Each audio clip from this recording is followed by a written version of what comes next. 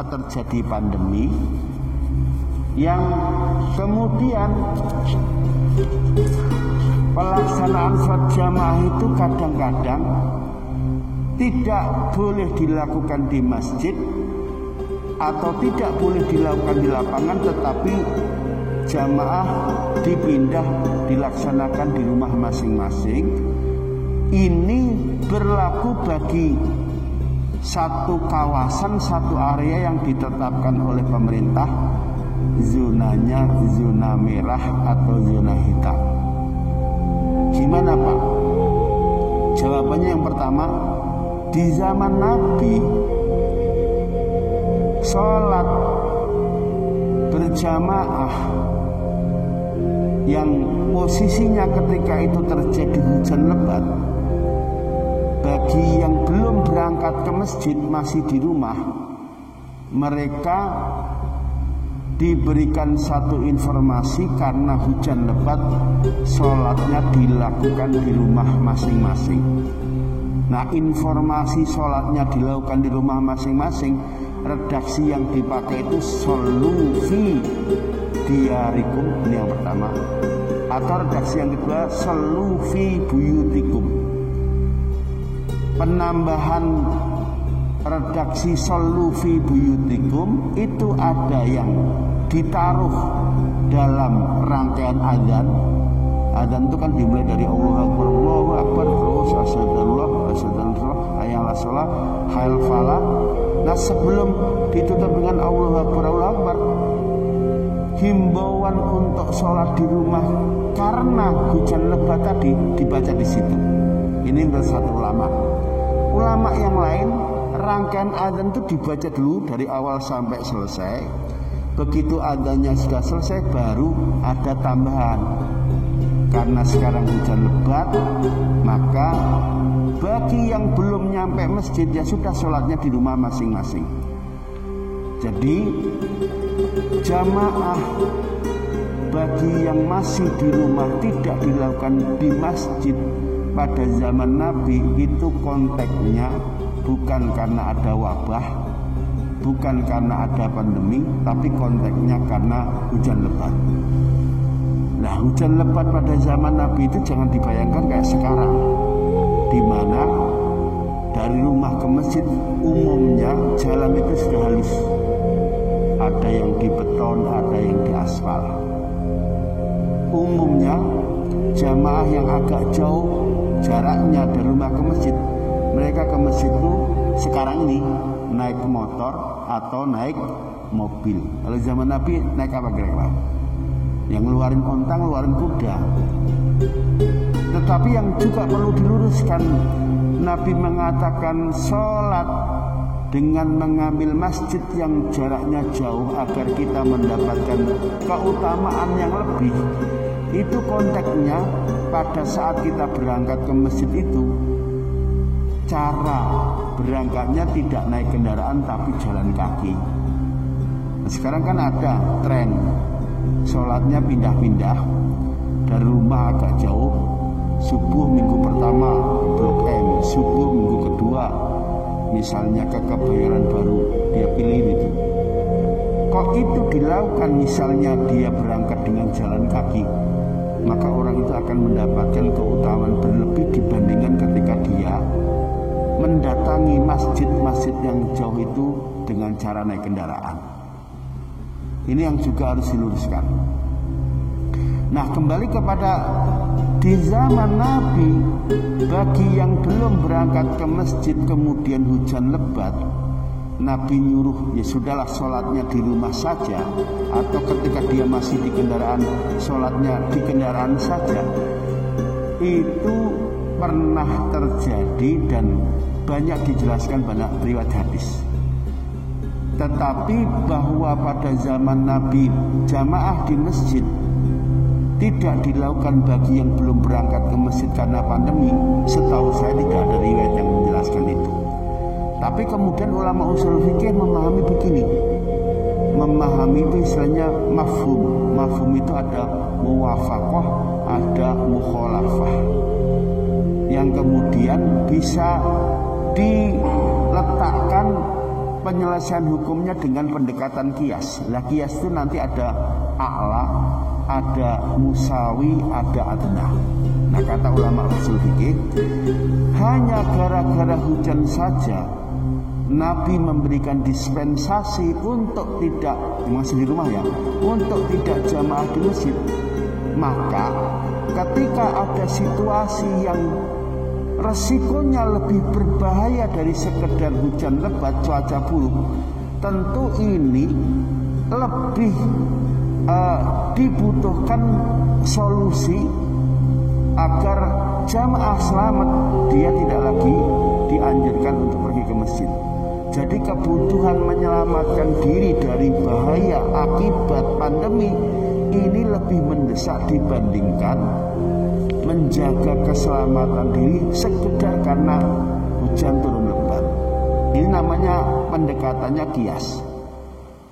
Jadi kalau misalnya di Quran disebutkan khamr itu haram, sifat khamr itu memabukkan, bisa merusak akal, bisa membuat orang itu lupa diri. Itu ciri khas khamr. Terus gimana kalau sekarang ini ada bahan, ada makanan, ada minuman yang kalau itu dikonsumsi dampaknya lebih bahaya dari khamr? Kira-kira apa yang lebih bahaya dari khamr? Sebut saja narkoba. Nah, ulama sepakat narkoba itu zaman Nabi tidak ada. Jadi yang biasa digunakan sebagai menghibur diri, dan itu termasuk kelazatan, tetapi akhirnya dampaknya orang kehilangan akal. Zaman Nabi itu bentuknya khamr. Ada istilah hafiz yang kemudian orang sekarang memahami ganja. Saya kira itu juga bisa disebut kurang tepat. Nah, ulama mengatakan kalau ada bahan baru di zaman Nabi nggak ada, kemudian sesuatu yang baru itu kalau dikonsumsi bisa merusak ingatan, akal manusia, dampaknya lebih buruk dari narkoba, maka inilah yang disebut dengan kias a'la.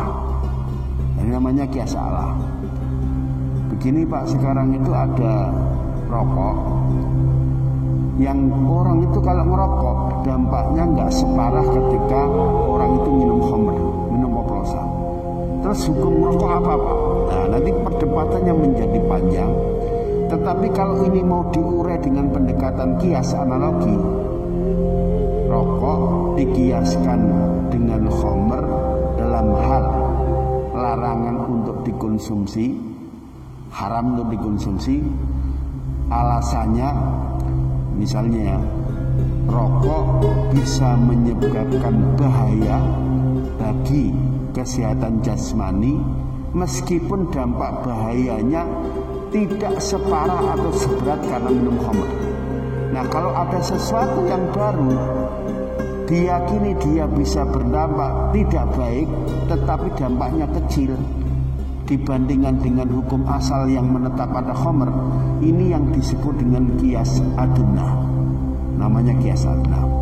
Saya buat contoh yang kedua. Di Quran itu ada ayat yang isinya melarang anak berkata kasar kepada orang tuanya. Wala taqul lahuma uffin. Kenapa berkata kasar dilarang? Dijawab karena anak yang berkata kasar kepada kedua orang tuanya itu bisa menyakiti perasaan kedua orang tuanya. Ini Pak, si anak tidak saja berkata tapi bahkan berani gampar bapak ibunya.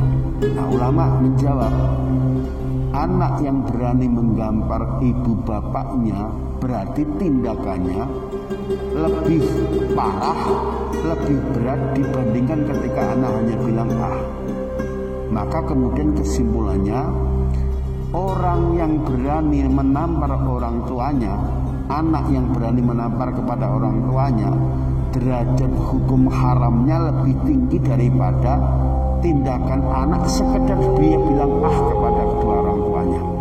Jadi kalau dampaknya lebih tinggi, lebih berat dari hukum yang sudah disebut dalam Al-Quran, ini namanya kias a'la. Jadi kurang lebih seperti itu. Nah, kembali kepada kasus Nabi itu tidak pernah ninggalin sholat berjamaah kecuali pada saat beliau sakit keras menjelang mati, menjelang wafat, yang kemudian nanti imam sholat ditunjuk Abu Bakar. Jadi ini yang kemudian nanti dipahami, ada yang mengatakan sholat berjamaah itu fardu kifayah, ada yang mengatakan sholat berjamaah itu hukumnya sunnah muakkadah. Yang kedua, Nabi itu kalau sholat berjamaah, beliau sebelum mimpin sholat tengok badan dulu, nengok begini, tapi nggak sampai ngadep ke sono ke jamaah, dengan mengatakan pertama, solu sawu sufufakum fa inna taswiyatas sufuf min tamami sholah. Redaksi yang kedua, min iqamati sholah. Ayo barisan diluruskan. Itu hakimu wa atadilu, itu juga pernah Nabi memberikan komando, ayo barisan diluruskan. Nah, lurusnya barisan shaf ketika sholat berjamaah itu yang dilihat bukan ujung jari, karena jari manusia itu ada yang pendek, ada yang panjang. Ngukur lurusnya barisan ketika sholat itu yang jadi patokan adalah tumit.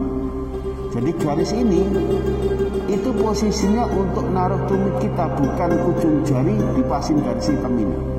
Sebab kalau patokannya ujung jari, maka pasti shaf itu tidak kelihatan lurus dan pasti berantakan. Karena panjang jari masing-masing orang, jari kaki itu tidak sama persis. Tetapi kalau mengukurnya pakai tumit, jarak kulit ketemu tulang keras kaki tumit itu relatif sama, Pak. Maka sekali lagi kalau kita ngasih komando shaf luruskan, boleh ditambahkan taruh tumit para jamaah di garis hitam, itu insya Allah nanti akan sama lurus. Terus gimana dengan merapatkan shaf? Apa ukurannya shaf itu rapat? Nah, ini nanti perdebatannya panjang.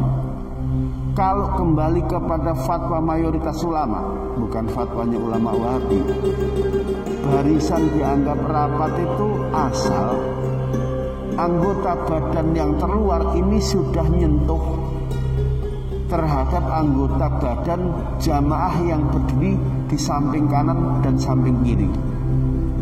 Jadi kalau ada riwayat yang mengatakan rapat itu usulnya rapat itu patokannya jari tumit ketemu tumit, bahu ketemu bahu, yang melakukan seperti itu dalam riwayat hadis itu seseorang yang dalam ilmu hadis disebut majhul.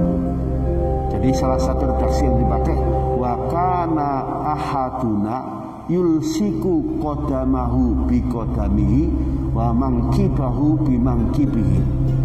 Pada waktu kami sholat berjamaah, salah satu di antara kami, salah satu itu siapa? Apakah Abu Bakar, apakah sahabat Utsman, apakah sahabat Umar bin Khattab? Tidak dijelasin, Pak. Jadi hanya pakai wa kana ahaduna. Nanti redaksi yang lain, wa kana rajulu minna. Pada waktu sholat berjamaah yang jamaah ratusan ribuan orang, salah satu dari kami yang ikut berjamaah, kaki ini diketemukan dengan kaki, bahu ketemu bahu. Nah, sekarang kelompok yang mengatasnamakan sebagai Wahabi, Salafi, itulah yang selalu nuntut kalau jamaah kaki itu ketemu kaki, sehingga ketika nyenggol yang disenggol pergi dikejar terus itu. Karena yang dia pahami kaki itu harus ketemu kaki, bahu ketemu bahu. Ini riwayat yang mentahqiq namanya Nasiruddin Al-Albani, yang sebetulnya dia tidak dikenal sebagai ahli hadis. Sementara ahli hadis yang diakui yang lain tidak pernah mensyaratkan ketika jamaah kaki harus ketemu kaki, pundak ketemu pundak. Yang penting asal sudah nyenggol, misalnya kita sudah ke begini, siku ini sudah ketemu siku yang sebelah, sudah cukup. Jadi nggak dipaksain harus rapat mepet sampai kaki ini harus ketemu, ngejar kaki tetangga. Kalau nggak ketemu dianggap sholatnya tidak sempurna. Bahkan banyak sekarang di sholat itu selama sholat dia hanya ngawasi kaki aja, Padahal kita sholat itu dalam posisi dingkluknya kepala kita tuh melihat tempat sujud, bukan nyari kaki itu sudah ketemu nempel dengan kaki tetangga atau belum. Dan banyak laporan hanya gara-gara kaki ini nggak jadi jamaah Pak Ribut. Saya itu ketika dia nyentuh kaki saya kaget. Sudah saya hindari dikejar loh, akhirnya tak injek sekalian. Jadi rapatnya soft seperti itu. Selama zaman Nabi, posisi soft rapat dalam arti anggota tubuh terluar, misalnya siku, ini sudah nyenggol siku kanan atau sebelah kiri, itu berlanjut terus. Zaman Nabi ya begitu, zaman sahabat ya begitu. Nah, baru nanti diceritakan di era-era setelah lahirnya Imam Madhab, sekitar Masjidil Haram itu kan di tengah-tengah ada Ka'bah. Kemudian Ka'bah yang di tengah ini sampai emperan masjid yang paling dekat, posisinya nggak ditutup Pak, nggak ada kanopi, nggak ada apa-apa sampai sekarang. Nah, ulama kemudian menjelaskan pas musim panas di Saudi itu jangan digambarkan seperti musim kemarau tempat kita Pak. Panasnya bisa sampai 54 derajat.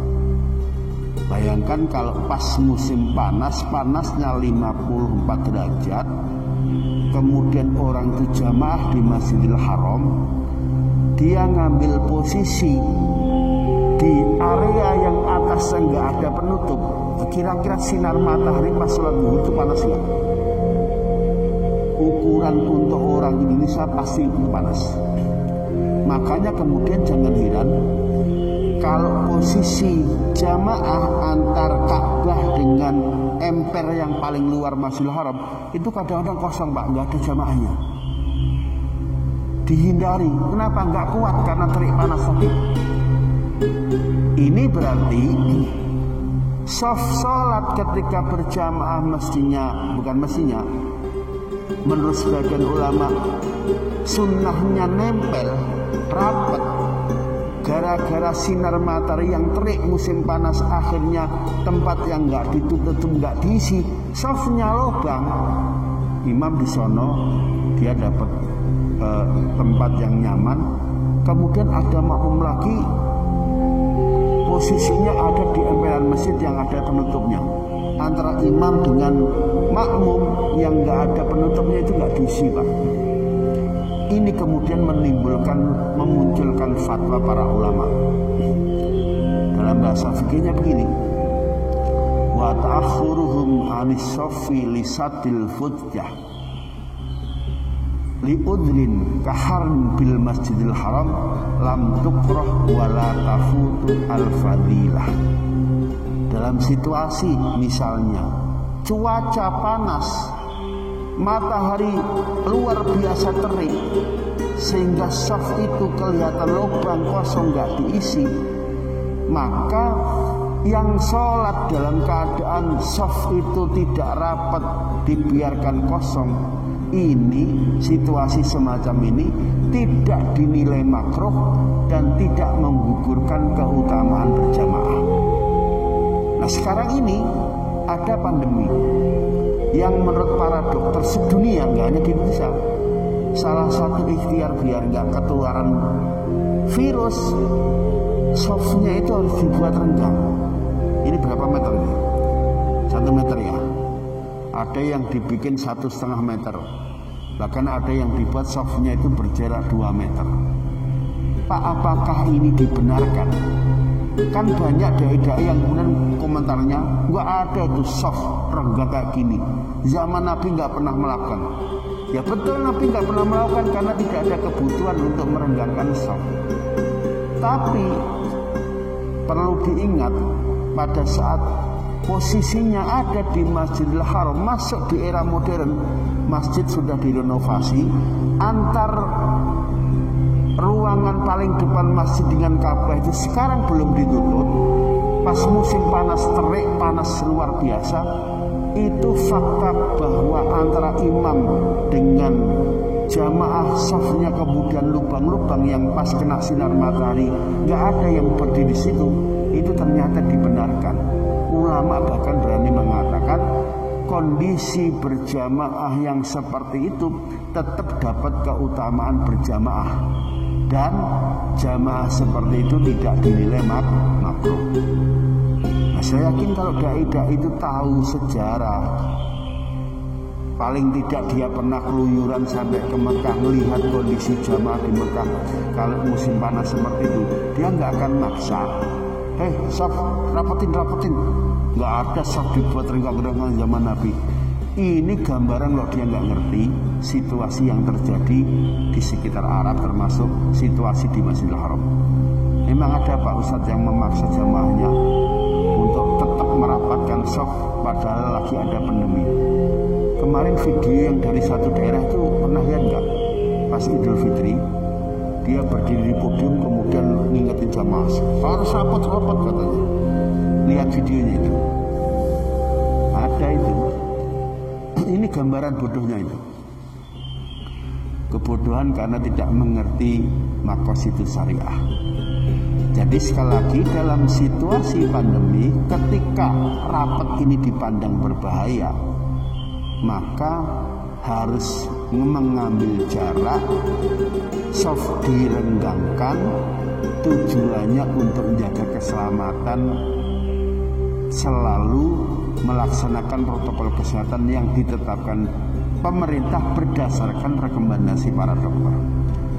Karena terik matahari panas saja soft renggang, ini bahkan ada situasi yang bahayanya melebihi ketika hanya sekedar kena sinar matahari. Sinar matahari kan paling efeknya kulit geseng aja, tetapi ini efeknya kalau sampai misalnya terinfeksi, tidak sekedar kulit geseng tapi bisa mengancam kesehatan manusia tadi.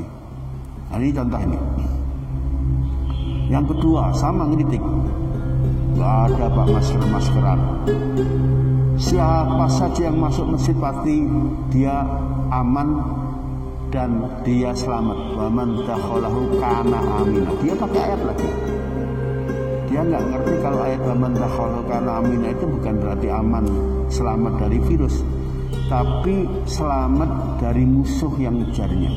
Jadi dulu itu Pak, kalau terjadi perang, kalau orang lari dalam masjid nggak akan dikejar lagi, tunggu sampai dia keluar masjid. Bukti bahwa masjid itu bisa memberikan jaminan keamanan. Tapi kalau untuk virus, ayat itu nggak bicara tentang virus. Maka yang kemudian ada aturan soft direnggangkan, aturan masuk masjid harus pakai masker, itu tidak saja masjid-masjid di Indonesia. Masjidil Haram, Masjid Nabawi sama Pak. Apalagi di sana sini ada CCTV. Siapa yang melanggar aturan itu di Saudi mendapatkan sanksi yang berat. Nah, cuman kadang-kadang orang kan nggak pernah tahu Saudi, nggak pernah lihat, kurang jalan-jalan, kurang piknik, akhirnya kesimpulannya keliru. Nah, lupa, bukankah ada hadis yang katanya siapa yang pakai masker ketika sholat? Masker itu artinya alat yang digunakan untuk menutup hidung dan mulut. Orang itu di akhirat nanti akan disumpel pakai api neraka. Ustadz ini nakut-nakutin Pak, sehingga banyak yang kemudian terprovokasi, begitu masuk masjid maskernya copotin. Sholat nggak pakai masker semua. Dan ini yang kemarin viral, tempatnya ada di Bekasi situ. Pak, gimana sih sebetulnya aturan terkait masker? Apa betul Nabi itu tidak suka atau melarang atau mengharamkan orang pakai nutup hidung dan mulut ketika sholat? Sebetulnya kasusnya begini Pak. Di zaman Nabi itu kan umumnya laki-laki bersorban, bawa sorban. Nah ini banyak yang iseng, ada yang iseng sorban itu dililitkan kemudian untuk nutup hidung dan mulut. Ya kayak main ninja-ninjaan lah gitu. Begitu ada jamaah yang mulut hidungnya ditutup dengan sorban yang diikat, Nabi bilang, sahabat cerita, Nabi itu pernah melarang, nah Rasulullah ayyuwattiyar rajulu fahu fi shalat. Nabi itu pernah melarang jamaah yang mau berjamaah dengan Nabi ketika mulutnya ditutup pakai serban, suruh nyopot sebelum jamaah dilakukan. Jadi yang pertama pakai kalimat naha, nanti di hadis lain pakai kariha. Nabi itu nggak suka. Tetapi ternyata hadis itu nggak berhenti naha Rasulullah ayyughattiyar rajulu fahu fi shalat, tapi ada sambungannya. Apa itu? Wa rakhasa fit tawaf. Nabi memberikan dispensasi ketika tawaf, naik onta, naik kuda, debu banyak berterbangan. Pas tawaf itu pakai masker nggak apa-apa. Dalam situasi tadi berdesek-desekan dan banyak debu berterbangan. Jadi dulu pada zaman Nabi itu Pak, sekitar Ka'bah itu belum diplester, belum ada marmer, tapi masih berbentuk tanah yang berdebu. Dan tawafnya banyak yang naik onta atau naik kuda. Bayangkan kalau orang mengelilingi satu objek Ka'bah terus naik kuda, kira-kira debu ini berterbangan atau tidak? Dalam posisi belum diplester, jawabannya berterbangan. Jadi sebetulnya kalau hadis itu dibaca utuh, diketemukan riwayat sahabat ketika tawaf boleh menggunakan penutup hidung dan mulut pada saat situasinya berdesak-desakan dan banyak debu berterbangan. Nah, ulama kemudian memahaminya begini, tawaf itu nggak ada bedanya dengan sholat secara umum. Perbedaan secara khusus, sholat tidak boleh ngomong, sementara tawaf boleh berbicara yang baik-baik, misalnya baca doa, misalnya ya sekedar minta tolong dan sebagainya. Kalau sholat ngomong kan batal, tawaf dan batal. Nah, dari sisi tawaf itu harus dilakukan punya wudhu, bajunya suci. Itu hukumnya ketentuannya sama persis ketika orang itu sholat. Ketika kita sholat, bajunya harus bersih, harus suci, tempatnya harus bersih, harus suci, sama persis. Jadi kemudian ulama mengatakan begini, hanya sekedar ada debu saja Nabi memberikan dispensasi untuk pakai penutup hidung dan mulut. Ini ada situasi yang situasinya lebih berbahaya dari sekedar kena debu. Apa itu? Banyak virus berterbangan. Sementara dokter sepakat untuk melindungi biar tidak kena virus, caranya pakai masker. Berarti menggunakan masker itu dipandang lebih dibutuhkan daripada menggunakan masker pada saat terjadi pandemi. Ini lebih dibutuhkan daripada sekedar menggunakan masker karena ada alasan banyak debu berterbangan. Logikanya begitu. Jadi tolong Bapak diingat, masker ini jangan dicopot. Termasuk ya ketika sholat. Jangan kemudian dalil-dalil siapa yang masuk masjid pasti dijamin keamanan. Faman dakhala kana aminan, itu konteksnya aman dari musuh berbentuk manusia pas perang. Bukan sesuatu yang mengancam jiwa manusia bentuknya wabah atau virus. Jadi ini yang harus dipahami.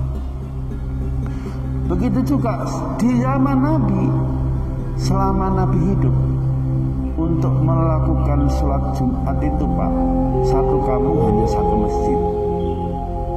Nah sekarang kan banyak, satu kampung masjidnya bisa puluhan, bisa 15, satu RW juga begitu. Terus gimana itu kalau sekarang di banyak kampung didirikan banyak masjid? Nah nanti menurut mazhab Syafi'i ini yang masih bersikukuh, satu kampung harus hanya satu Jumatan. Untungnya ada mazhab Hanafi, boleh dalam satu kampung itu didirikan banyak masjid kalau alasannya karena darurat, karena hajat, kebutuhan. Masjidnya nggak menampung Pak, maka kita bikin lagi, diriin masjid lagi. Udah diriin nggak nampung lagi, sono bikin lagi, terus begitu. Sampai-sampai satu kampung tuh bisa ketemu 50-100 masjid. Gimana Pak itu? Nggak apa-apa. Jadi memperbanyak jamaah sholat Jumat karena masjid yang ada alasannya lil hajah. Pendapat ini banyak dinyatakan ulama Hanafiyah. Kemudian muncul pertanyaan, terus gimana Pak? Ada pandemi, kemudian negara membuat aturan masjid hanya nampung 40% jamaah, sehingga pas Jumatan kan dibutuhkan banyak tempat untuk nampung yang tadi nggak boleh berjamaah di satu masjid. Kalau satu masjid hanya bisa menampung 40%, berarti yang 60% kan harus nyari tempat lain. Jawabannya gini, ya sudahlah kalau gitu tempat lain dibikin, musola untuk sholat Jumat, kantor untuk bikin sholat Jumat, aula gunakan untuk sholat Jumat. Udah Pak, udah dibuat begitu tapi tetap nggak nampung katanya. Gimana caranya? Muncullah fatwa baru. Boleh satu masjid Jumatannya dibuat 2 atau dikasih sesuai kebutuhan. Kalau setelah dipecah-pecah jamaah itu di banyak masjid, di musola tetap nggak nampung, atau misalnya kalau dia harus pindah ke area yang jauh, waktunya bisa habis atau membahayakan, maka fatwanya kemudian satu masjid boleh dibuat shift. Misalnya ada kantor lantainya 15, laki-laki yang kerja di lantai 1 sampai 5 nanti Jumatannya mulai jam 12 selesai setengah 1. Kemudian jamaah yang ada di lantai 6 sampai lantai 10 nanti mulainya jam 1 sampai setengah 2. Lantai 11 sampai 15 nanti mulainya jam 2 sampai setengah 3. Begitu itu tidak apa-apa. Nah terus kalau nggak apa-apa gimana? Ya diilhakan. Zaman Nabi kan tidak mengenal ta'adudul jum'ah dalam satu kawasan, satu kampung, yang kemudian ada istihad boleh karena ada alasan hajah. Nah, sekarang juga gitu, shift Jumatan di satu masjid diilhakan dengan banyaknya Jumatan di satu kawasan. Pola pendekatannya begitu. Jangan kemudian ngeyel, enggak diisi 100% full, akhirnya banyak yang kena, misalnya begitu. Jadi dalam situasi darurat, situasi nggak normal, pelaksanaan ibadah bisa jadi nggak sama persis seperti yang diajarkan Nabi karena alasan darurat tadi. Jadi jangan tetap maksain, pokoknya zaman Nabi itu sholatnya saf rapat ya. Pokoknya zaman Nabi itu jamaah di masjid nggak boleh ditutup. Nah, ini orang-orang yang nggak paham tentang pengertian maqasidus syariah. Terus gimana Pak? Masjid-masjid ternyata dilarang Jumatan. Di sini masih Jumatannya masih boleh apa dilarang? Masih ada Jumatan, tapi diatur ya softnya, diperjarak. Pada saat zonanya zona hitam, zona merah, itu kan banyak masjid dilarang menyelenggarakan Jumatan. Kemudian jamaah diarahkan untuk mengganti Jumat tadi dengan sholat zuhur di rumah. Begitu kan klausulnya. Nah nanti ada kelompok nih yang usil, Pak, bukankah ada hadis siapa yang ninggalin Jumatan 3 kali berturut-turut maka Allah mencatat orang itu sebagai munafikin, maka Allah menempatkan orang itu seperti melempar ajaran agama di balik punggungnya. Man taraka salasa Jumatin kata Allah benar munafikin misalnya. Itu harus diurai begini. Orang nggak sholat Jumat itu kan ada alasannya, satu karena kafir. Ada orang nggak mau Jumatan bisa jadi karena alasannya misalnya malas. Ada orang nggak mau Jumatan pergi ke masjid Jumatan alasannya karena ngeremehin. Nah orang yang nggak Jumatan karena kafir, karena ngeremehin, karena malas, atau orang nggak Jumatan karena sakit atau karena musafir, ini hukumnya beda. Bagi yang nggak Jumatan karena sakit, karena musafir, memang yang sakit dan musafir dapat dispensasi khusus. Tapi bagi yang sengaja nggak Jumatan karena ngeremehin, karena kafir, karena misalnya malas, ini bisa saja oleh Allah dinilai sebagai orang munafik, murtad dan sebagainya. Nah sekarang para ulama menjelaskan begini, orang yang karena sakit, karena hujan lebat, karena bepergian saja itu diberikan dispensasi untuk tidak Jumatan diganti zuhur. sekarang ada pandemi, yang pandemi ini resikonya, bahayanya lebih berat dari sekedar misalnya hujan lebat. Wong yang alasan hujan lebat saja itu Jumatan bisa diganti sholat zuhur, apalagi kalau situasinya ada pandemi. Maka kebutuhan untuk mengganti Jumatan dengan sholat zuhur itu dipandang lebih mendesak, lebih beralasan dibandingkan sekedar tidak Jumatan gara-gara hujan. Apalagi sekarang kan udah ada terpal, ada payung, ada segala macam. Jadi hadis Nabi yang menjelaskan tentang siapa yang gak Jumatan 3 kali berturut-turut dinilai sebagai munafik murtad, itu harus dicari akarnya. Dia nggak Jumatan itu karena apa? Kalau karena kafir ya jelas, karena malas iya, ngeremen iya. Tapi kalau dia nggak Jumatan ganti zuhur karena sakit, Allah nggak pernah mencap dia munafik. Dia nggak Jumatan karena hujan lebat, sama karena ada udzur ya itu diberikan rukhsah.